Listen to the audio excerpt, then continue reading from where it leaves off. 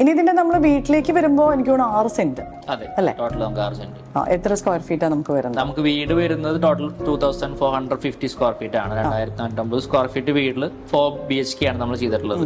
Fully furnished ആണ് നമ്മുടെ വീട് മൊത്തം. ഓക്കെ. നമുക്ക് കയറി വരുമ്പോൾ ഫസ്റ്റ് തന്നെ നമുക്കൊരു കാർ പാർക്കിംഗ്, ഒരു എക്സ്ട്രാ കാർ നമുക്ക് പാർക്ക് ചെയ്യാനുള്ള പ്രൊവിഷൻ, നമുക്ക് മുറ്റത്ത് നമുക്ക് സ്പേസ് ഉണ്ട്. ഫുള്ളി ലാൻഡ്സ്കേപ്പിംഗ് ചെയ്തിട്ടുണ്ട് നമ്മൾ.